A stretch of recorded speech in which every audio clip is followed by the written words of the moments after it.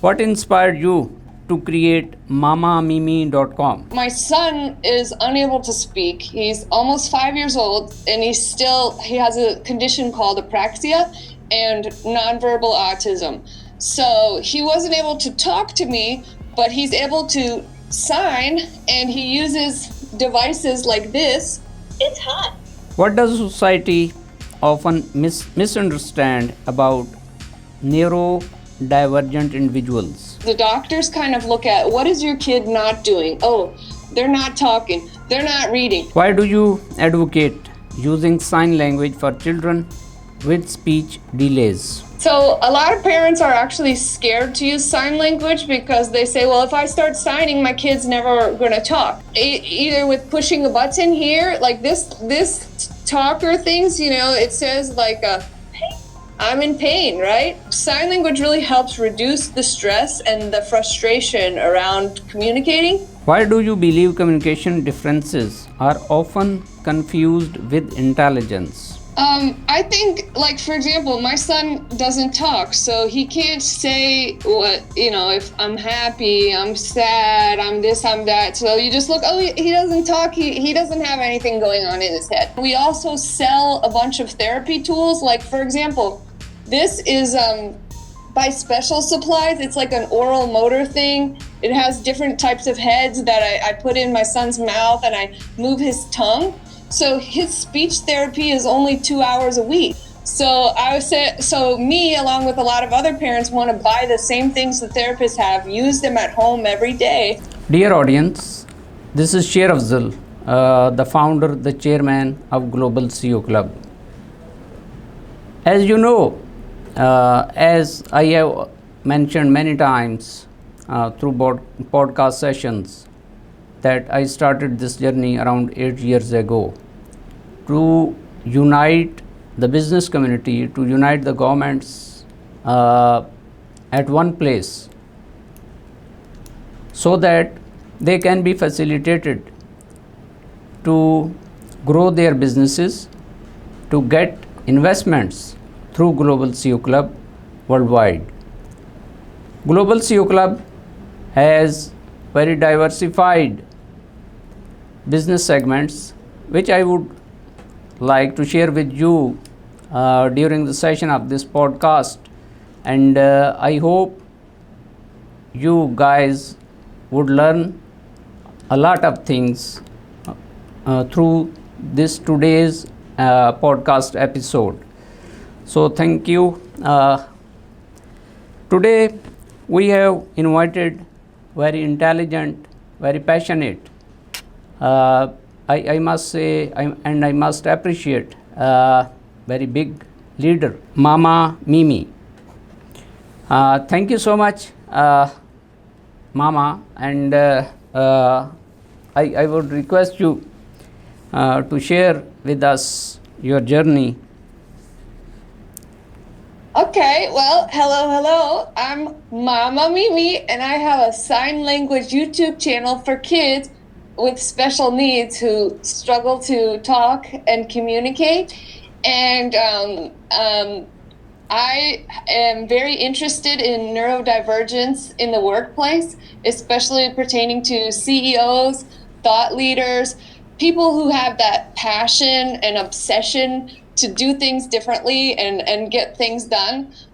Sometimes kids who don't fit well in regular school tend to do better in business, and where things are flexible, or they figure out how to change the rules and create something new. So I'm trying to inspire parents who have kids that are not normal and they don't fit the mold of what they're supposed to do, to train brilliance and give a better future and have hope that maybe your child can grow up to be a global CEO. Yeah, thank you so much. We continue our session. What inspired you to create mamamimi.com? Well, for me, I actually had the privilege of going to the only deaf university in the world. So all of my classes were taught in sign language, and I'm hearing, and and I've known sign language. I have dyslexia where I kind of read backwards.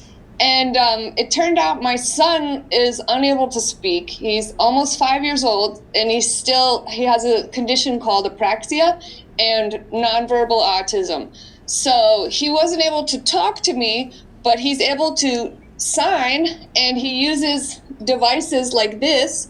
It's hot. It's cold. Where he pushes buttons on either a device like this, which is by Special Supplies, or with an iPad, kind of like Stephen Hawking, one of the world's greatest physicists. And so, but he wouldn't look at me. He couldn't make that eye contact. And anytime I try to sit with him or talk to him, he just ran away. He hit my hand. He didn't want to be a part of me. But I noticed he liked to watch YouTube. So I said, okay, I'm going to put myself in a YouTube video and I'm going to teach him something. And when he watches me on YouTube, he laughs, he smiles, he looks at me, all the things that he can't in real life. Looking at me, he's like, oh my gosh, But so I said, okay, well, I'm going to start a YouTube channel for kids. And also, Mama Mimi, I'm building a neurodivergent community network of other parents, teachers, therapists, people who know about this condition. And I feel like if we get everybody who's in the same space, we're going to be able to crowdsource solutions of what do we do with these kids? How do we educate them? How do we give them a better future?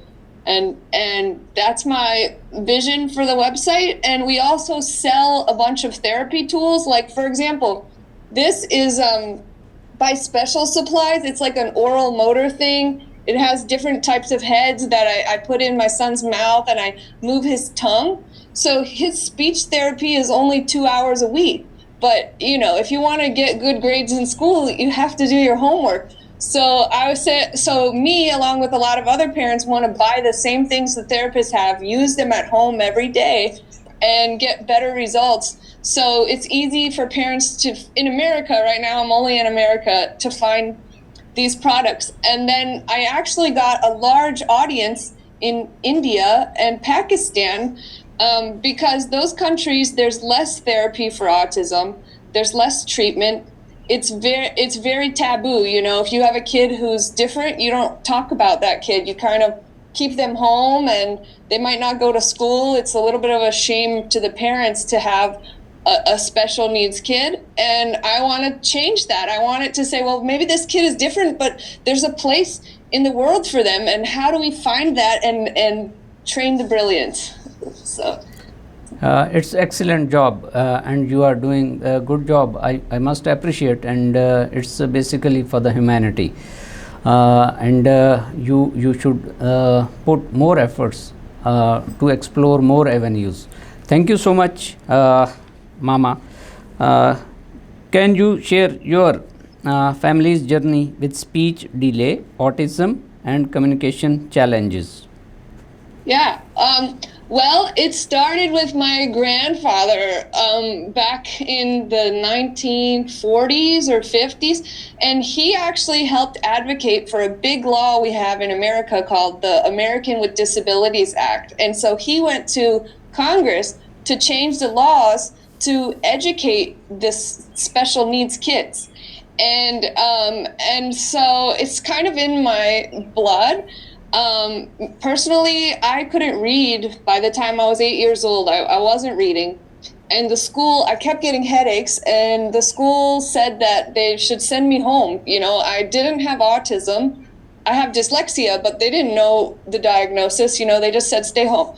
So I'm home, and my parents said, okay, Mimi, you can do 3 things in life. You can go to school, you can go to work, or you can stay home and clean the house. These are, as a woman, this is your options. So, of course, I said, okay, I'm going to stay home and clean the house, and that's the easiest thing to do. But I ended up starting a pet sitting company, watching dogs and cats when I was 10. And by the time I was 12, I had 6 people working for me, watching all the dogs and cats in the neighborhood. So, and then once I learned sign language, it trained my eye muscles, and then I was able to read. So it took extra time, and my parents were kind of flexible And my dad has his own company, a computer software company. And so I always went to the office with him, and he kind of had me managing the employees and collecting the cash or writing invoices. And I learned real life skills that whether you have a good education or not, you know how to run a business. And so, and I learned, going to meetings, sitting, and when to talk, when not to talk, how to interact with business people. And so my education was different, but I graduated with my sign language degree, GPA 3.8, almost perfect, and I did very well when I was motivated.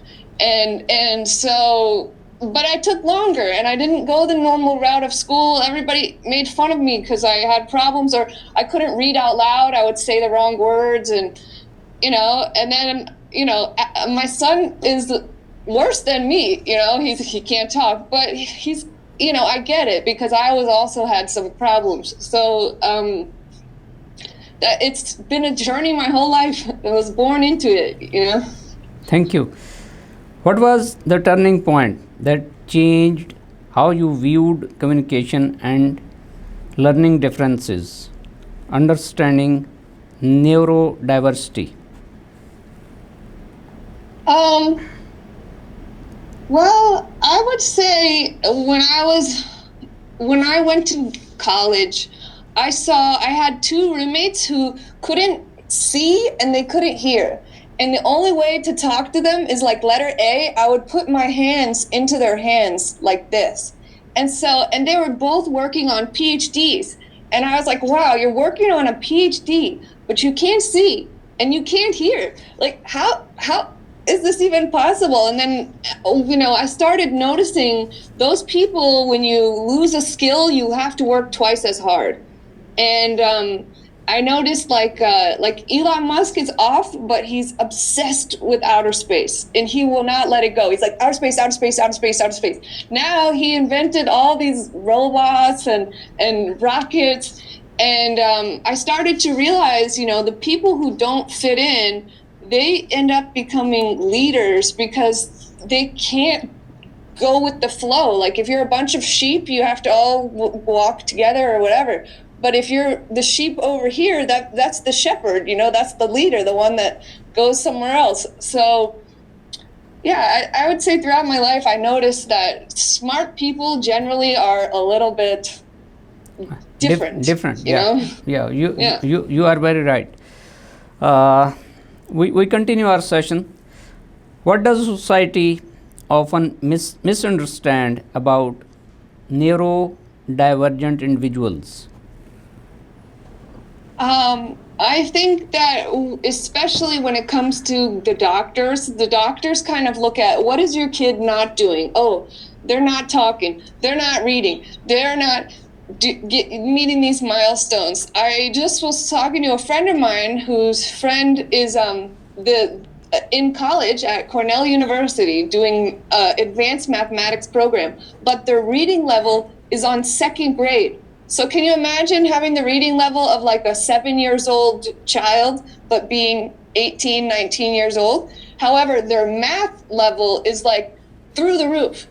And so finding those strengths and I think society needs to instead not expect these kids to do everything that everybody else does. Find their niche, what are they good at, and encourage them where they belong. Don't try to force them to become a reader if they can't read. If they're good at math, help them with math, and be a little flexible in the education. Thank you so much. Why do you believe communication differences are often confused with intelligence? I think, like, for example, my son doesn't talk, so he can't say what, if I'm happy, I'm sad, I'm this, I'm that. So you just look, oh, he doesn't talk, he doesn't have anything going on in his head. But he actually, with sign language, can do full sentences and tell me things like, hey, can you help me fix my playground? It broke. Or I ask him, math problems, give me a half circle and a quarter circle, put them together. So I think what happens is if somebody doesn't speak, or hear, you think, oh, they don't have anything going on in their brain because they can't express it. But finding the ways, like whether it's with buttons, typing, writing, sign language, and remembering that, yeah, they do have a brain. They do feel happy. They feel sad. They want food. Just because you can't talk doesn't mean that you're stupid, Thank you. What strengths do you commonly see in autistic, ADHD, dyslexic, apraxic, and other neurodivergent individuals? I noticed that it's extremely difficult to just sit at a desk and be like, okay, let me learn all this stuff. It's generally the way they learn is a little bit different. So something called regulation, like my son doesn't really know where his body is connected to his brain. So this is like special supplies. It's called brushing. And it's a brush like this where you go proximal to distal. So from the inside of your body out, and you just go, this is your arm. This is your arm. This is your hand here, right? And to help that connection of like, oh, that's my arm. And then there's stuff like chewy jewelry or things to kind of chew, jumping, spinning. They need to move and connect with their body to be able to use their brain. Whereas some people can just sit there and use their brain without any body connection, just write notes and pay attention in class. They need alternative ways to regulate their system and get organized and then focus. So the normal classroom of like, hey, sit down for 6 hours and do this work, it doesn't work for them. They can't sit and do that, So movement, I would say, is the most important thing. Oh, thank you. What's pattern thinking and why is it such a valuable skill? So spectrum thinking includes something that called monomania, which is when somebody gets fixated on a specific topic. So for example, I'm sure you've heard of kids who remember exact dates, like, oh, that was January 7th, 1989. Oh, on March 14th, 1814, this happened. Or, for example, Elon Musk being obsessed with outer space to the point where, he will not stop until he figures that out. Or people who a lot of inventors and creators, the guy who invented the light bulb, Thomas Edison, sitting there over and over and over and over again, like, how am I going to make a light bulb? How am I going to make a light bulb? How am I, what? And he can't move on. He can't go talk to his family and hang out and drink a cup of tea and say, oh, how's the weather today? Instead, his brain is like, oh, I'm gonna invent a light bulb. Let me do it. And so that ability to have extreme focus and extreme passion is what most CEOs and visionaries and inventors, they carry that trait of being able to focus on something more that's hard, that's impossible for longer than anybody else. And then they find the answer that way, Thank you. Why are so many engineers, coders, inventors, entrepreneurs, and innovators neurodivergent? I think it's, again, to do with not following, like, when you're following and you're just being fed information, you're not really using the creative side of your brain. And so I think that a lot of entrepreneurs are creative and they don't fit the mold of what everybody else does. And they their brain wanders, instead of sitting here looking at the teacher saying, okay, 2 + 2 is 4, 3 + 3 is 6.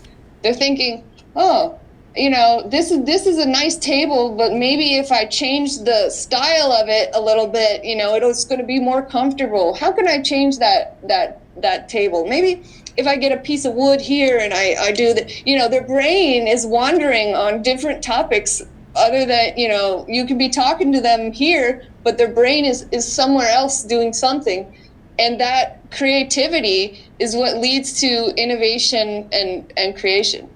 Thank you. How do neurodivergent thinkers often approach problems differently than the general population? Well, just if you look at like math, school might say take number 5 and then put a plus sign and then a number 5 and equals 10. And a neurodivergent might put, 5 and 5 this way and do addition a different way. So I think that like they get to the same answer, but they get to that answer in a different way. And maybe school teaches you to get to an answer, here's a problem, this is what you do, here's the answer. And they kind of see a problem and say, okay, what if we do this and then that, and then what if we get to the answer this way? And so so the pathways through their brain to get to solutions is different than the average people, because most people are taught a certain pathway, like, okay, if this happens, then this. But they create a pathway. They create a way to get to the answer. Thank you. Thank you, Mimi. We continue our session. As I mentioned earlier, that Global CEO Club has very diversified business segments. Like Global CEO Club has a very big international business network as well as government network. Business community, not only business community but also the governments can get benefits through this mega or big international business network. They can get alliance with the producers, with the manufacturers of the world. Through I must say the club is available in the whole world. In every country of the world, the club has its strong footprints.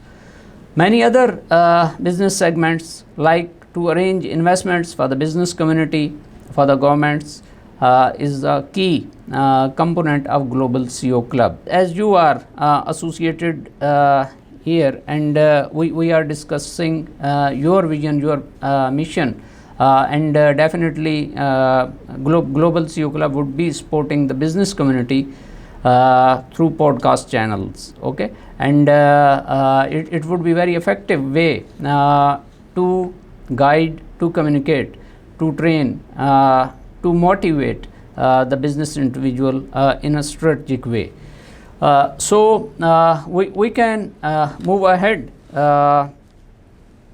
to reach the world through strategic alliances, through strategic collaborations, and Global CEO Club is facilitating the business world through its big vision. So thank you so much, Mimi. We continue our session. What's hyper focus and how can it become a superpower? Well, first I wanted to comment on the Global CEOs Club. What I like about it is you're not excluding the neurodivergent community. You're realizing that, hey, these people are, a little different, but this is what it takes to be successful. So hyper focus is when you have a topic or a problem or a group of data that you're obsessed with. That nothing, hanging out with your family, being with your friends, doing, normal activities, playing golf, basketball, all of that stuff does not matter. There's something in your head, like an idea or a vision, or maybe you want to create a patent or come up with a new SaaS technology that doesn't exist yet, build a platform that's, going to solve a problem. And all you can think about all day and all night is, okay, how do we build this SaaS platform? What's going to be the best user experience, and you're going in your head over and over again on all the little details just to get it perfect. And that is a superpower, because most people give up before getting anything done, because getting something done creating something new can be extremely challenging. And so most people will say, man, I could do that, but that's going to be hard. But having hyper focus is what compels you to persist and be very persistent to get to creating, your dream and your mission and your vision and coming up with a perfect product.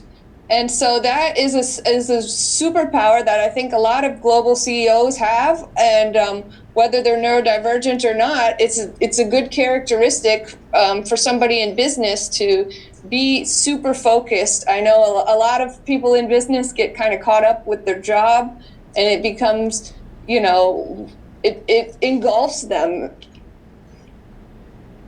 Yeah, thank you. As Elon Musk says, stop being patient and start asking yourself, how can I accomplish my 10-year plan in just 6 months? You will probably fail, but you will be far ahead of the person who simply accepted it would take 10 years. Okay, and one more thing, lazy people do not start, weak people don't finish, and successful people do not stop. So these are the things that motivates anyone to start something, to do something. When you start anything, you reach somewhere, okay, and that would be your destination, and you can't imagine that this is my destination and this is my destine. And even as you are working with the neurodivergent, people even don't know where they are going. The leader even don't know where he is going, and even then he reaches somewhere, and he accomplishes his tasks and bring light to the humanity. So thank you so much, Mimi. We continue our session. How do special interests help neurodivergent individuals learn, build expertise, and innovate? So special interest, or especially for kids, interest-based learning is the only kind of learning I can do with my son, because if I try to engage with him and he's not interested, he's in the other room, he doesn't want to hear it. But if I bring out something that's of interest to him, and then using whatever he's interested in to teach him other things on top of that, interest-based learning, then it's engaging. For example, I struggled as a kid to read, but I loved dogs, and I really wanted a dog. And my parents said, no, dogs are dirty. We don't want to have any of these pets in our house. So I went to the library and I read every book on dogs, every type of dog, what the personality was, how it was. And because I was so motivated to convince my parents, I need a dog, I read all these books. And then I wrote essays. And I wrote paper after paper of this is why, if I get a dog, it's going to be psychologically benefit me, Then they still said no. So I got, the easel with the paper, and I drew giant presentation, and said, this exhibit A, this is also why I need a dog. And I was so motivated that I learned how to read. I learned how to write. I learned how to negotiate with my parents. And after 5 years, I got a dog. So interest-based learning really pushes you to do things that are challenging, that you don't want to do, but you'll do it if it's for something good. So like my son, I call him the busy boss. I say, he's busy boss, Maybe he can pencil you in. Maybe. But whatever you're saying has to be really good. Otherwise, talk to his assistant. He doesn't want to hear it from you. He's busy. He's got work in his office. Get out of here. Go see his assistant. Maybe, you can get an appointment one day, but get out of here. But if it's something he likes, then he's like, oh, what were you saying? Come into my office. You know what? Let me get you a drink. Here. Tell me more. And so kind of as a boss, you kind of know that too, like you're working on whatever you're working on, and anything else, pass it down the line. So Yeah, it's very simple and very motivated tool that to train someone. Okay, thank you so much. Why do you advocate using sign language for children with speech delays? So a lot of parents are actually scared to use sign language because they say, well, if I start signing, my kid's never going to talk. But if you're a kid and you have to go to the bathroom, my son was peeing his pants in his shoes because he couldn't tell me, I have to go to the bathroom. So then he's able to now, if we're out, it says bathroom, or if you want to eat or drink. Because sometimes as a baby, he would just cry and I didn't know, does he want to eat? Does he want to drink? Does he want a bathroom? What do we do here? And that kind of anger, and he would throw things and break things and screaming. And now that we can communicate, either with pushing a button here, like this talker things, it says like, I'm in pain, right? Imagine being in pain and you can't say, this is sign language for pain. So you could have pain here. You could have pain in your stomach, you could have pain in your foot. And so being able to communicate builds that. Basically, kids, especially from 2 to 5 years old, they really have to be able to communicate and know like how to relate and connect with people, whether it's in sign language or with a AAC device. And now my son actually, because we do letters like ABC, yesterday he was like, F, DEF, right? DEF. But you do it over and over again, and he's pairing the sound D with this letter D. So, and so he's actually talking while he does the sign language, because it's not like he doesn't want to talk. He wants to talk. His brain can't figure it out how to connect from his brain to his mouth yet. So we're practicing, or more, like instead of saying more, he might be like, more. And so he's getting closer and closer every day. But in the meantime, he's not just screaming and hungry and I don't know that he wants more food, So sign language really helps reduce the stress and the frustration around communicating. And it can be a tool to bridge the gap between when the kid speaks and not speaking. So it can actually accelerate speaking if they're struggling. Thank you. As I said before, Global CEO Club has diversified business segments. One of the business segment is to arrange expos, exhibitions for the business community worldwide, and now this is becoming also the core activity of Global CEO Club. It also creates the alliances among the business people all over the world to display their product, to attract buyers, and they create, as I said, they create connections. Global CEO Club is a big bridge for the business community, for the governments to unite at one place. So we continue our session. Which signs should parents teach first to their kids? I think the easiest way, so my son has autism and I have a degree in sign language, but I actually could not get him to do sign language until he was 3 years old.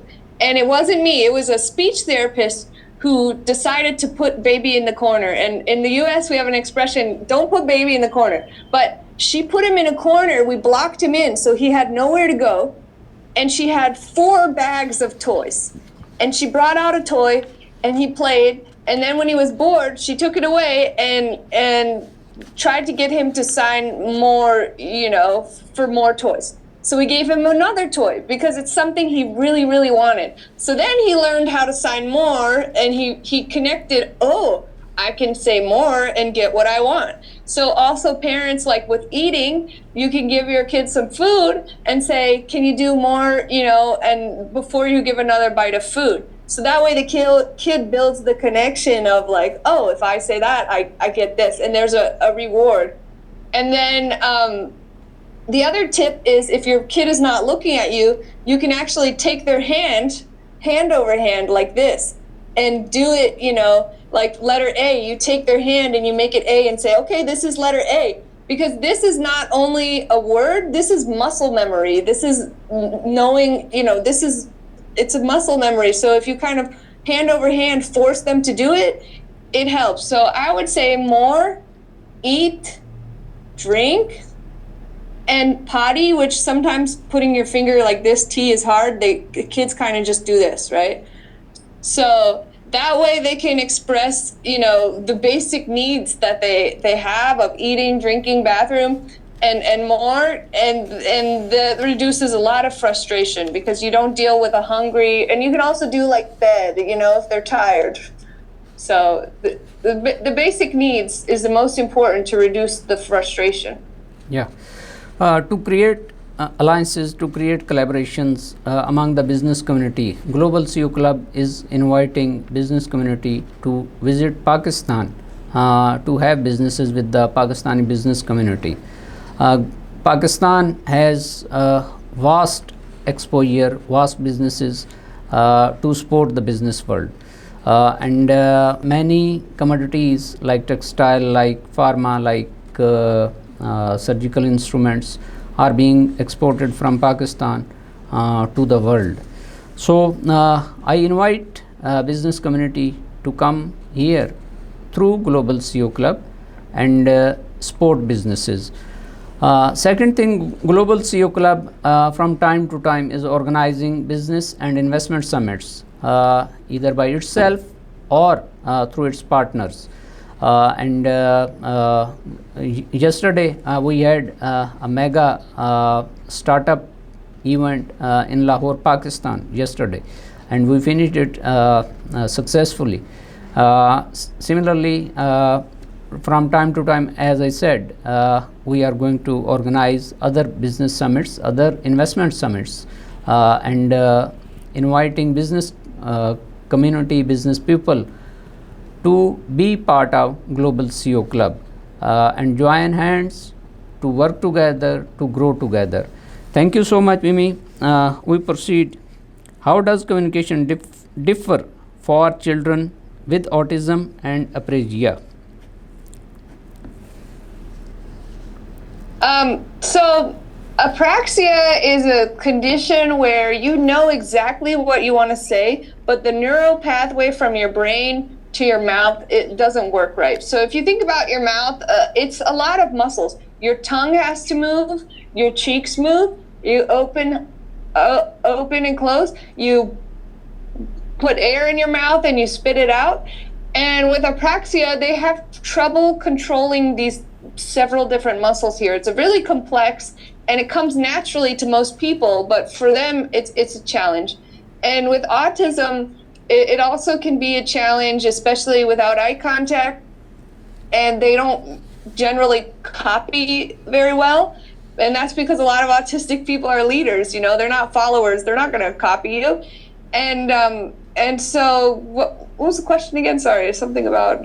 Yeah, it was, how does communication differ for children with autism and apraxia? Okay. So apraxia makes it extremely hard to talk. Autistic kids, if they're not nonverbal, they can generally talk, but they're not going to talk for no reason. I say, well, what am I getting paid? And so they'll say stuff like things that they need, things that they want, if they're feeling sad, or back up, leave me alone, those kind of things. But they're not really talking like philosophy and other topics. And with apraxia, you really know what you want to say. It's just extremely hard to get it out. So communication with an AAC device, an iPad, typing, writing is an alternative method that I'm hoping to reduce the stigma, so people stop looking and saying like, oh, that's weird, and saying, wow, maybe they're smart like Stephen Hawking. Think about it. If you can't talk, all you're doing is listening, and when you listen, you observe things. And most people, if they're running their mouth, they're not paying attention to what's around them. They're just paying attention to themselves. So I think that a lot of autistic kids and people with apraxia are extremely smart. They're very good observers, but because they don't talk about it, we don't know how smart they really are. And I think the world needs to give them more of a chance. So MIT just has accepted their first student that is completely nonverbal. They talk using an iPad, and it's MIT, you know, it's a really good tech school, and they realize, hey, this kid is extremely smart, super genius, but just can't talk. So the world understanding these kids that are different and accepting them and saying like, okay, this is different, but this is how it is, you know, reducing the stigmas around a handicap. You know, I'm Persian, so not too far from Pakistan. My dad is from Shiraz, and when I went to the school for the deaf doing sign language, he said, why are you going to a school for handicap? We don't have handicapped people in Iran. This must be an American thing. You know, America has so many people who have issues. Like, we don't have those people with issues. And the thing is, in Iran, they do have those people with issues, but it's such a shame that the kids are home all the time. You know, if you have 3 kids and you have 1 kid messed up, you leave that 1 kid home and you take the other 2 kids out, you know? And so for me, what I want to change, especially in the Middle East, America, even still, people kind of like look down like, you know, is if society says, okay, these people are different, but, you know, it's okay. And they shame the families less, shame the parents less. The kids will have more opportunities to get out, to get educated, socialize with people, learn, and then the possibilities are endless in terms of what these kids are going to create or do with their future. But it starts by changing, you know, the worst thing we can do as a society is isolate these kids, you know, because they're different. The best thing we can do as a society is bring everybody together and help support them. You know, historically, humans worked well because we do have a society. Someone goes and gets food, someone builds the shelter, someone makes the fire, someone takes care of the baby, you know, and so the more that we all come together, the better society is going to work. And I'm hoping that people and families can understand that, yes, this does happen to kids, but we need to allow them to be a part of a community and our culture. So I actually created some music in Farsi and in Hindu, that in Urdu, some Desi sort of beats, to try to reduce the stigma and allow these kids to be seen publicly without like everybody kind of like shaming the parents or looking down on them. You know, sometimes the kids, they want to hide under the table at dinner, it's too loud, or they go like this, you know, on their ears, or walk, you know, different. So if people stop like judging them and say, you know what, maybe they're like Stephen Hawking, maybe they're like Elon Musk, maybe they're, you know, dyslexic like Richard Branson, maybe they're going to be something, then it gives the kids a future. But right now, a lot of kids with these conditions don't really have a future. They end up going to a nursing home, you know, and when their parents die, they're stuck in a facility with other people taking care of them, you know, and it's not much of a life, you know. And so I'm hoping to change that stigma and make more of a future for these kids. Thank you so much.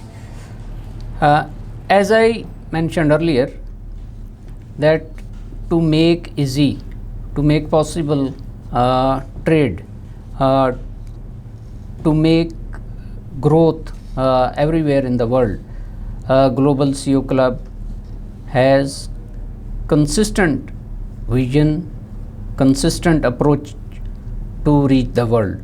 So through you, I invite business community to join hands, to work together, to grow together. Actually, connectivity is a business. When we are connected with one another, we would have businesses everywhere. And if we have business, we would be ultimately supporting to the humanity.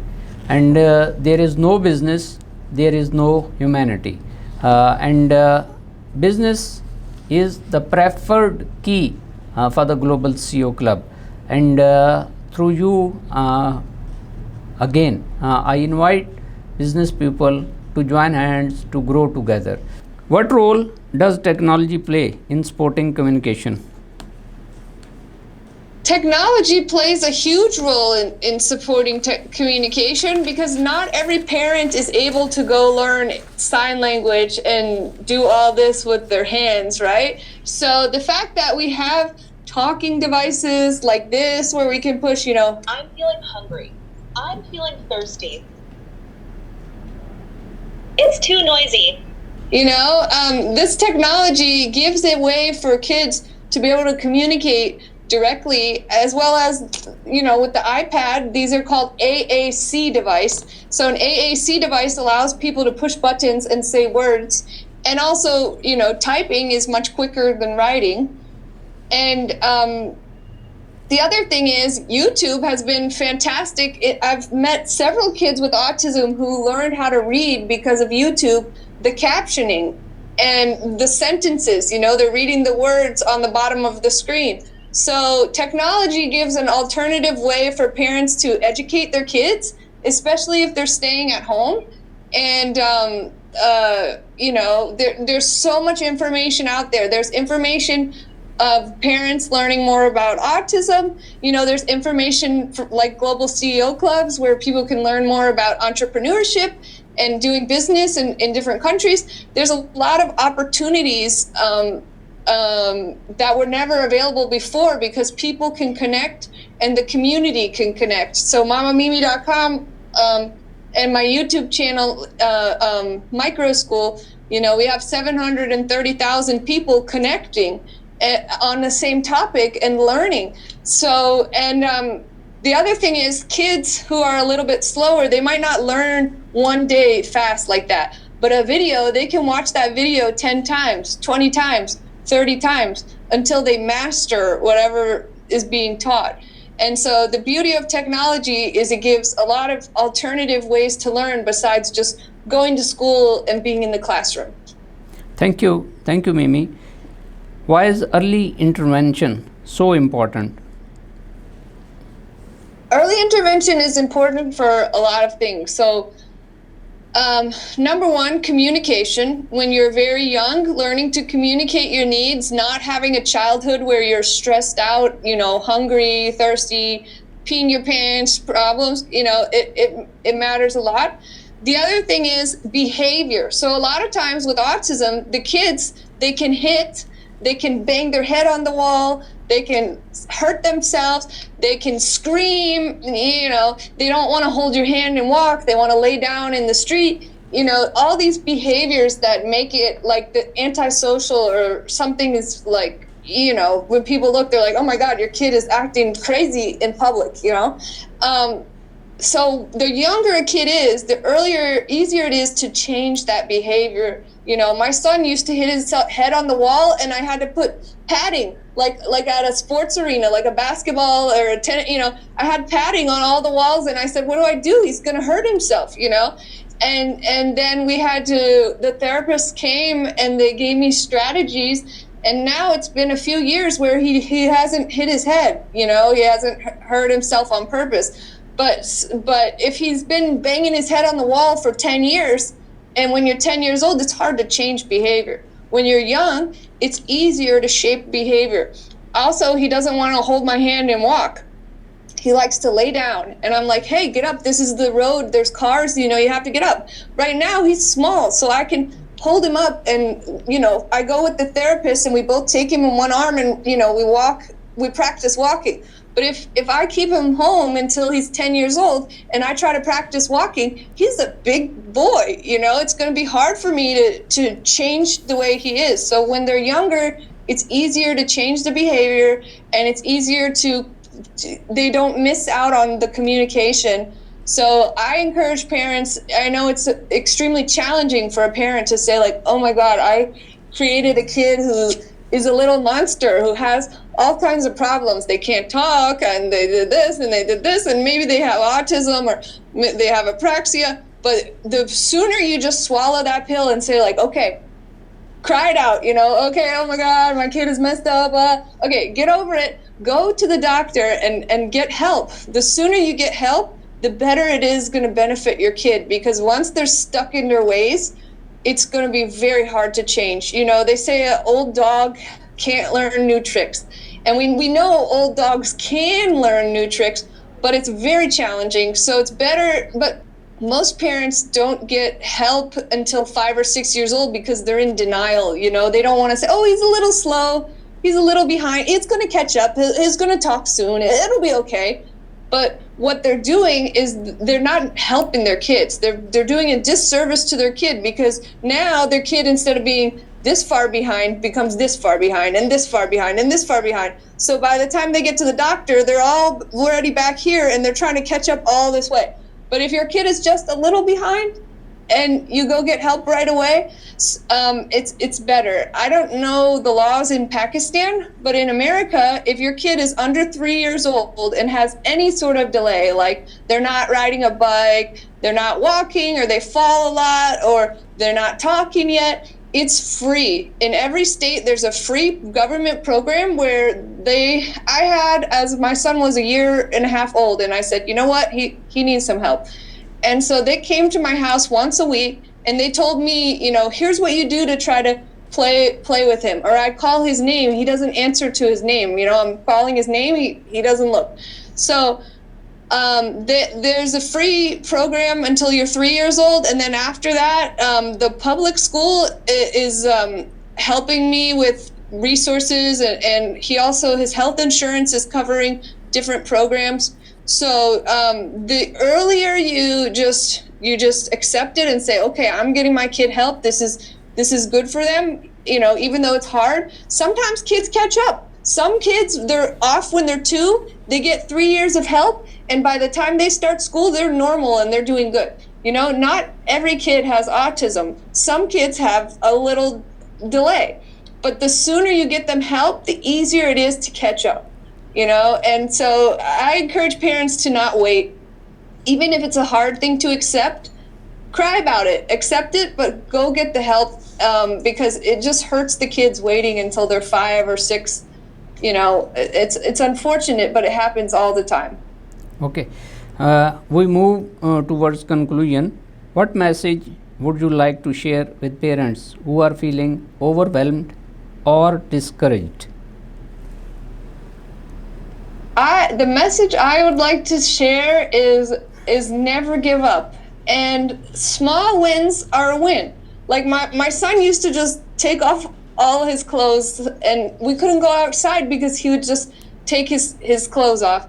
And using these Will Barger brushing, actually, I was able to desensitize his body so he would put a shirt on, and that's a small win, where most people would be like, oh man, like that's nothing. But for me, it was a little thing that he made a big progress, and I'm happy and I'm proud of him. So if you see the little things that they do as wins and know that they're making progress, and keep believing in your kid, I wouldn't never give up hope on your kid and just say, okay, this kid, I don't know, keep at it. And if you need help or support, you can go to mamamimi.com. I also have a nonprofit on speechdelay.org. And there's a lot of parents out there who are just like you, who are struggling, who feel hopeless, and find the support and get the kids early help, because it really will benefit their future. And sometimes it's not about your feelings, it's about what your kid needs, and so get the help. Thank you. I always say or mention everywhere, forgive everyone, but never give up. When you give up anything, you lose your destination. And I again appreciate your efforts that you are supporting the humanity, and it's a big cause and you should continue with a great passion, with a great motivation, and support and help the mankind. So thank you so much, Mimi, once again, and I'm very grateful to you. You joined the session, and hopefully the audience of Global CEO Club, the business leaders who are desperate, who are frustrated from your kids, they would get benefit through you worldwide. So thank you so much once again. Thank you. Yeah, my favorite business expression that also applies to these kids is only quitters fail. So if you quit or you give up, you're done playing the game. But if you're still got your foot in the game, you can't fail because the game is not over yet. You're still playing. So as long as you don't quit, only the quitters fail. And so I know CEOs don't want to be a failure, so don't give up on your kids. And thank you very much for having me on the show. I appreciate it. Thank you. Bye bye.